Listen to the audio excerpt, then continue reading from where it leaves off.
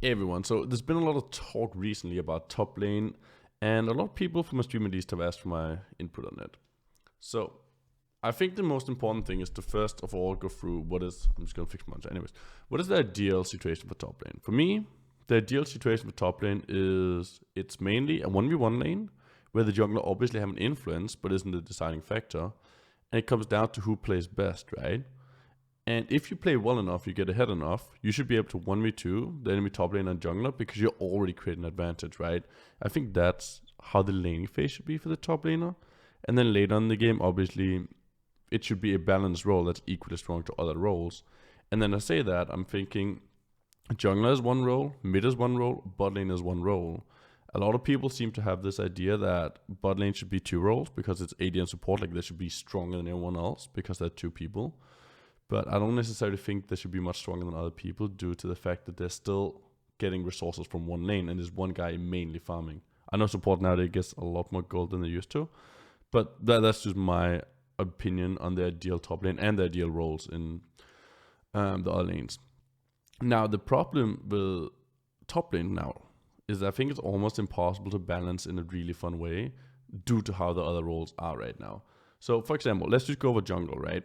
Jungle used to be super weak, was buying a 400 gold item, running around being a ward clear, basically a second support that was a tank, and they're very weak.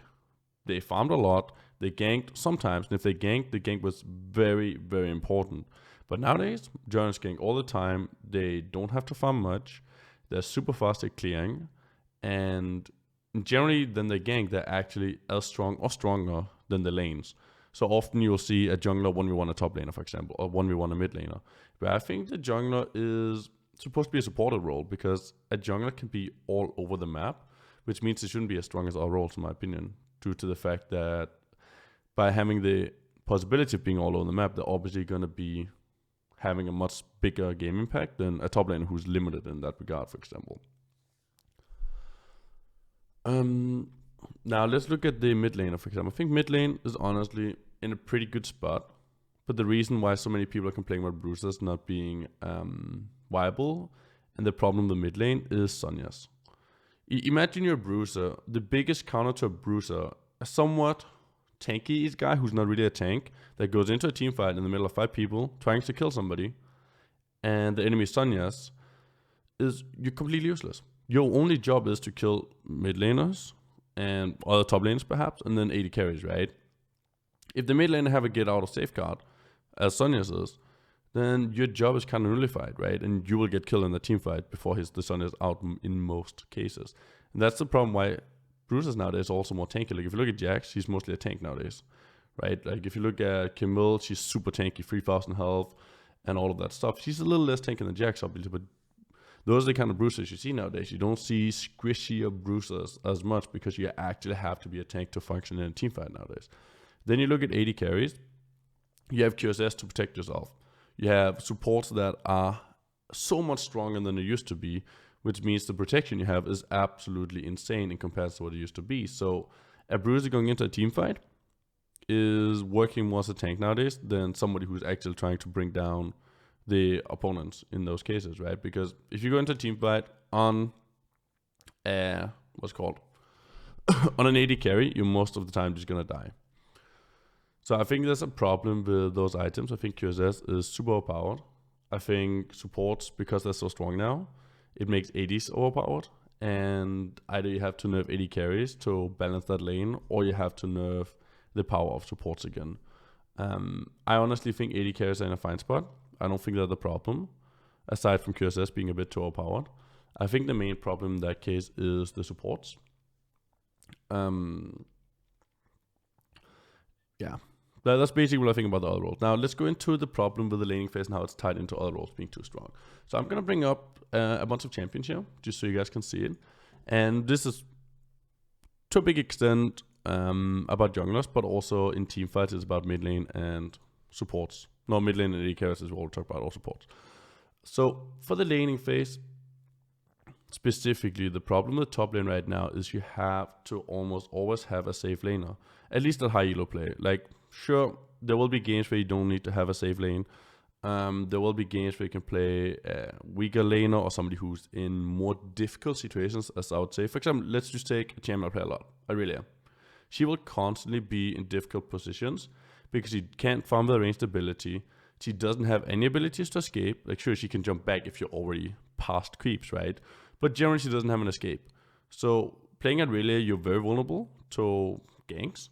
If you get behind, you're very vulnerable because you don't have a ranged ability to farm. And I think those kind of champions are the most fun to play top lane because you get put into so many difficult positions. So it's all about outplaying or outsmarting your opponent constantly. Where, let's say you play Kayle, right? You can farm with your W, you have long range ability to farm with, you can constantly poke your enemy with your W, you don't really have to get into those difficult positions every single time you want to damage the enemy, and you don't have to constantly think about the jungler as much. It's the same if you look at all the champs that are used right now. Nah, his Qs are like 200,000 billion range, safe as fuck. Gangplank, the barrels, pretty safe. Q, constant poke, safe. On, again, poke, safe, and a shield, and a stun, and 1,000 abilities, right? Let's be honest. Vladimir got his W to get out. He can farm from a long range. He heals constantly. That's another problem with the patch right now. So much healing and shields. We'll go over that afterwards. Shogath, again, super tanky. Stuns, and just tanky. He got stuns and tanky. Maokai, same thing as Cho'Gath, stuns and tanky. He actually got 2 stuns as well. Jay's ranged again. Riven, a lot of fucking mobility jumps. I think Riven is actually one of the few champions I would say is in a really good place right now. I think Riven is a super fun champion. I don't like playing her myself anymore, but she is a super fun champion. The only problem I have with her is her E. Initiate constantly in trades. Basically, the E is super anti-fun to play against because you need to make... Wait. Sorry about that. You need to wait till Riven makes mistakes instead of outplaying her most of the time due to the fact of her E, unless you have an overpowered champion that just constantly pokes her down and smashes her. So it just makes her laning phase unfun. But apart from that, I think Riven is actually the Bruiser along with Kayle that are in the best spot right now. Kayle's a bit anti-fun due to the fact you just W spams constantly and you just need to hit it. It's super easy to hit. Doesn't really take much skill unless you're derping. So yeah, I think that's the problem. And then you rely too much on the jungler nowadays. If you don't have that ranged ability or healing or being ridiculously tanky, you'll just die to the jungler. So in the laning phase itself, you're already so safe all the time due to the fact that junglers are so overpowered now that you have to be, or you're just gonna die if it's a good jungler you're against. And most top laners want to be able to decide their own lane. Now let's see what else. The unfun aspect of carrying not being strong enough. So this is a problem I especially have a lot. So back in the days, I felt that if you got ahead, for you to not win that game, the other team needed to be ahead as well. Nowadays, however, the problem I feel is that the power is completely out of whack. For example, let's say I'm 4-0 top laner or 5-0 top laner, right? And the enemy bot lane is 2-0. I feel like I should definitely be at a stronger point than them because I have 5 kills. I have been destroying my opponent. I will destroy them. But then I get into a team fight. I meet this guy. He's got Kog'Maw. Then I meet this guy. He's called Lulu. I don't know why Lulu doesn't even play in competitive. Whatever. I meet Lulu and Kog'Maw in solo queue, right? I do nothing. Or I meet other AD carries. It doesn't even have to be those ones. That's just an example, right? Because those are super frustrating solo queue recently. I meet those champions in team fights. And legit, if you're playing a Bruiser, AD, support, and mid lane have so many abilities to just fuck with you in a team fight. If you're in a 1v1 situation or if you're in any other situation, it's honestly fine. But the second you get into a team fight, you get exhausted. They have CC stuns, cleanse, everything just to fuck with you. Jumps, knockbacks. Like if you just look at the champions that are played right now, right? Kog'Maw kills you in like 3 seconds. So he got ridiculous damage. Kalista got a stun, got constant jumps. Tristana knocks you back. Vows a CC. Ezreal a jump. QSS, obviously all of them have that as well. And then all the supports they have. Invulnerability, knockback, knock up, CZ, like there's so much protection nowadays. And the AD carries are also kind of tanky in comparison to before. So it's just much harder to bring them down. And also another problem I have with AD carries is I feel like they used to have a set role. AD carries used to be weak early, a bit stronger mid game, and fucking god like late game, right? But now they're just a mid laner to some extent. They're just strong throughout the whole game, if that makes sense. Where I feel like that was mid lane's job. Like an AD carry now will always be strong, right?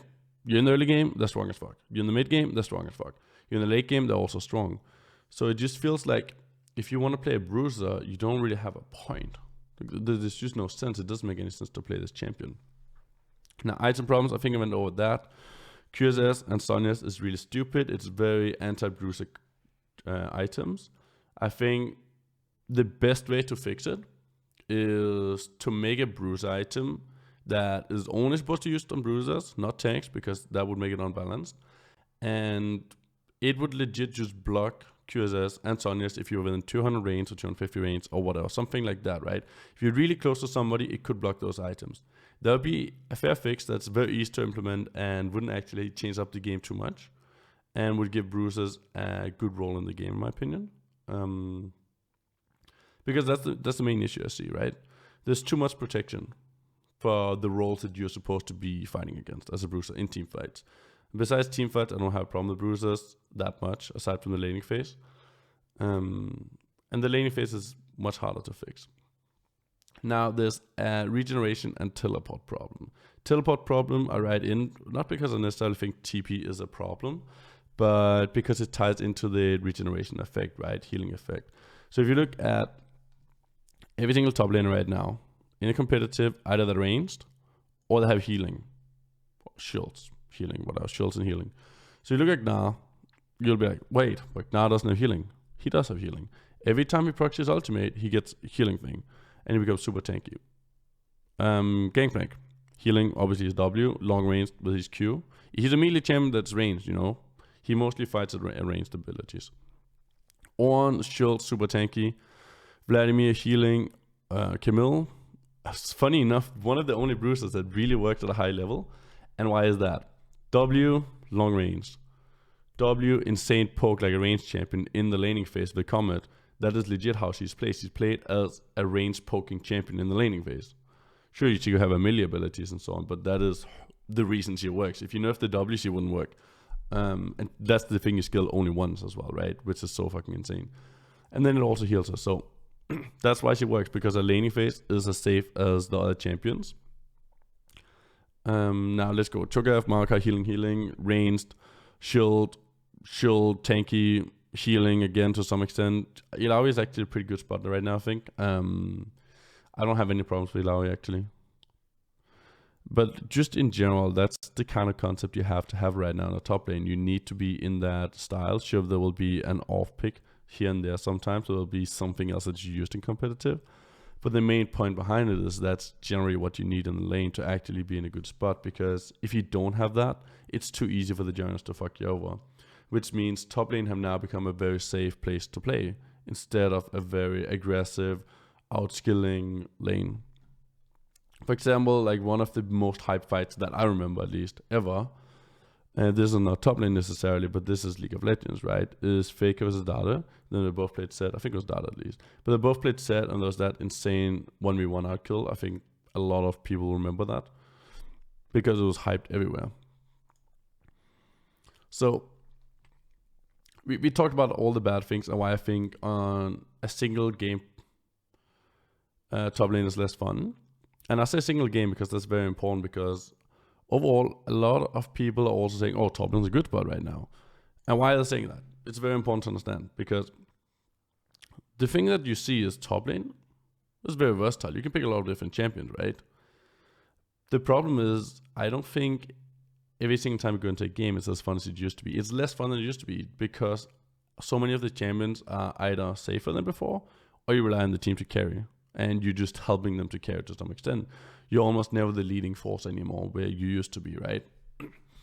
And the advantage Riot made with a lot of healing and regeneration and shielding, a lot of tanks for top lane, is it's much easier to balance where a lot of champs are viable, because it's not so snowballing. Like the snowball effect isn't there anymore. It's much easier to balance. There's so many champs in the game now that Riot have simply just made it easier to balance. And also another thing they did with the whole, another advantage is games are very stable in the time frame they take, right? For example, if you look before in the past, a game could easily snowball. I mean snowball out of control in 10 minutes, very common. But a game could also last easily 80 minutes to 1.5 hour or to 1 hour. Like that's very common, right? So you had games that were super short and super long, and there's no there's no consistency there at all. So as a competitive play and as a spectator sport, I think what Riot have done is actually better because it's so stable. If you have, let's say you're planning to have a World Cup or a series or anything LCS, you roughly know how long games are going to take because they're roughly always taking the same length of time, right?